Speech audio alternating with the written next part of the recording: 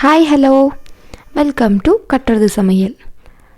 வாங்க இன்றைக்கி நம்ம பார்க்க போகிற ரெசிபி எண்ணெய் கத்திரிக்காய் குழம்பு. அதுவும் இது ஒரு டிஃப்ரெண்ட்டான கத்திரிக்காய் குழம்புங்க. இதை நான் எப்படி செய்ய போகிறேன் அப்படின்றத நான் உங்களுக்கு இன்றைக்கி காமிக்க போகிறேன்.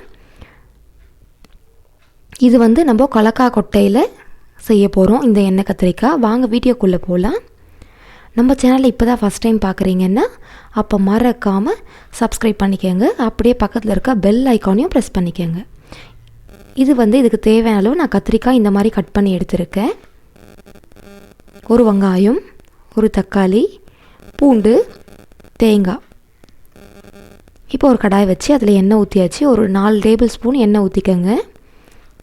அந்த வெங்காயம் நல்லா வதங்கிடுச்சு. இப்போ தக்காளி சேர்த்துக்கலாம். ரெண்டுத்தையும் நல்லா வதக்கிக்கோங்க அந்த ஸ்மெல் போகிற வரைக்கும். ஒரு 1/2 டேபிள் ஸ்பூன் மஞ்சள் தூள் சேர்த்துக்கலாம். சேர்த்து நல்லா வதக்கிக்கலாம்.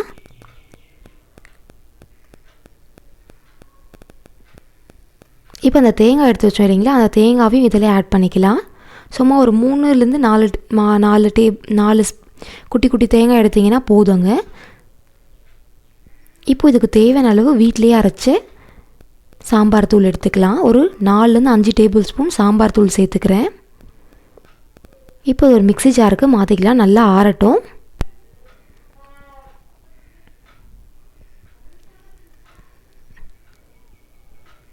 இப்போது ஒரு கடாய் எடுத்து அதில் நம்ம கலக்கா கொட்டை வறுத்துக்கலாம்.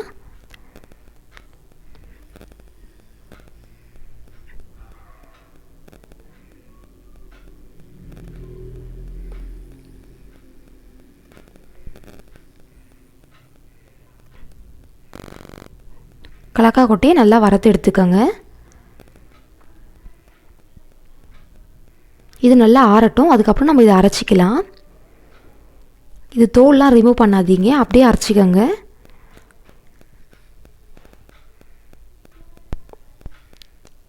இப்போது ஒரு குக்கர் வச்சுருக்கேங்க. அதில் ஒரு 5லேருந்து 6 டேபிள் ஸ்பூன் இது எண்ணெய் நம்ம ஜாஸ்தி சேர்த்தா தான் நல்லாயிருக்கும்.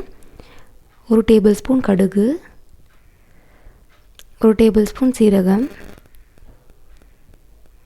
பூண்டு,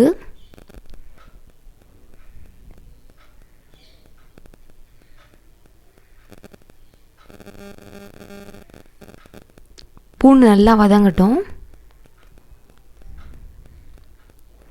கருவேப்பிலை கொஞ்சம் சேர்த்துக்கலாம். இப்போ அந்த கட் பண்ணி வச்ச கத்திரிக்காய் இதில் ஆட் பண்ணிக்கலாம்.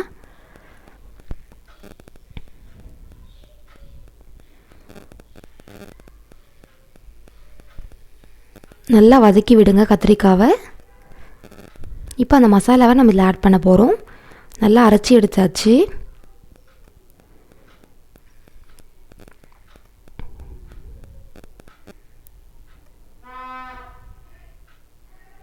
இப்போ அரைச்சி வச்ச மசாலாவை இதில் சேர்த்து நல்லா கலந்து விடுங்க.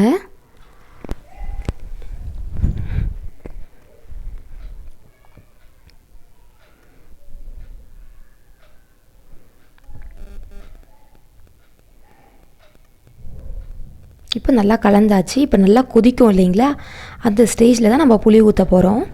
இப்போ இதுக்கு தேவையான அளவு உப்பு சேர்த்துக்கிறேன். உப்பு சேர்த்து நல்லா மிக்ஸ் பண்ணி வச்சுட்டு இப்போ புளி ஆட் பண்ணலாங்க. இந்த மாதிரி கொதிக்கும் போது சேர்த்து ரொம்ப நல்லாயிருக்கும்.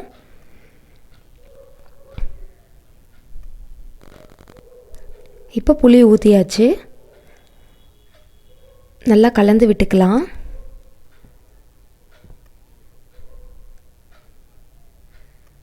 இப்போது மூடி வச்சு ஒரு விசில் வச்சா போதும். இப்போ ஒரு விசில் வச்சு எடுத்தாச்சு. பாருங்கள் எந்த அளவுக்கு வந்திருக்கு குழம்பு. இந்த குழம்பு நீங்கள் சப்பாத்தி, இட்லி, தோசை, ரைஸு எல்லாத்துக்கூடமே ரொம்ப சூப்பராக இருக்குங்க.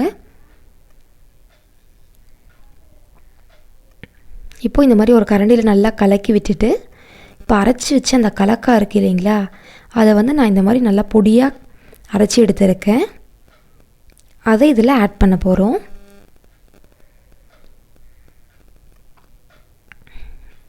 ஆட் பண்ணி நல்லா மிக்ஸ் பண்ணி விடுங்க.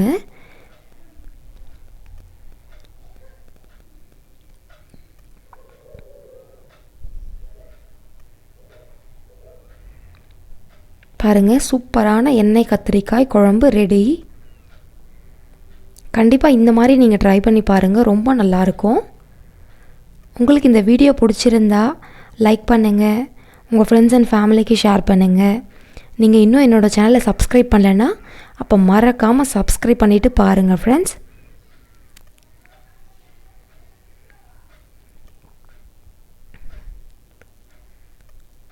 நான் உங்களை அடுத்த வீடியோவில் பார்க்குறேன். Thank you so much.